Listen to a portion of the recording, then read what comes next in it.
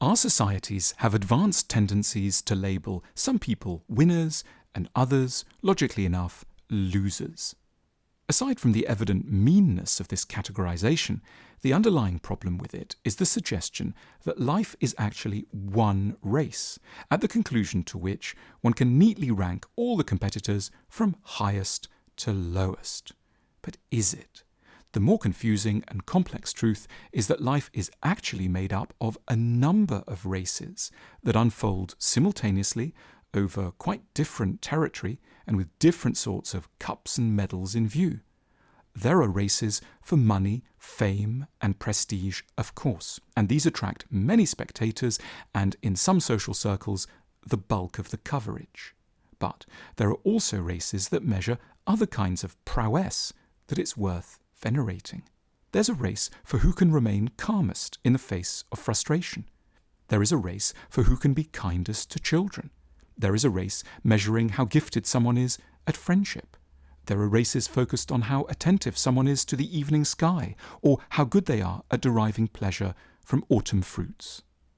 Despite our enthusiasm for trying to sort out competitors into neat ranks, a striking fact about the multi-race event of life is quite simply that no one is ever able to end up a winner in every genre of competition available. Furthermore, prowess in one kind of race seems to militate against one's chances of success in others. Winning at being ruthlessly successful in business seems not, for example, generally to go hand in hand with any real ability at the race to appreciate the sky or find pleasure in figs. Those who are terrific at gaining fame tend to be hampered when it comes to competing in the race that measures the ability to be patient around 3-year-old children. We cannot, it seems, be winners at everything. Those who appear to be carrying off all the prizes and are lauded in certain quarters as superhuman athletes of life cannot, on closer examination, really be triumphing across the board in any such way. They are bound to be making a deep mess of some of the less familiar or prestigious races that they had entered for. In certain corners of the stadium, they might be falling over, tripping up, complaining loudly about track conditions, and perhaps sourly denigrating the whole event as useless and not worth participating in. If one cannot be a winner at everything, it follows that one cannot be a loser at everything either. When we have failed in certain races, in the milliathlon of life, we retain ample opportunities to train and develop our strength to win in others. We may never again be able to compete in the race for fame, honour or money, but it's still entirely open to us to compete in the race for kindness, friendship and forgiveness.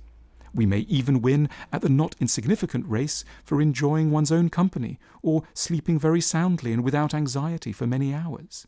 We never starkly fail at life itself. When we mess up in worldly areas and feel dejected and isolated, the universe is just giving us an exceptional chance to begin the training which means we will one day become star athletes in other, less well-known but hugely important races. Races around keeping a sense of humour, showing gratitude, forgiving, appreciating, letting go, and making do. These are the noble tracks on which those who feel they have failed can finally, properly and redemptively learn to win. Our online shop has a range of books and gifts that address the most important and often neglected areas of life. Click now to learn more.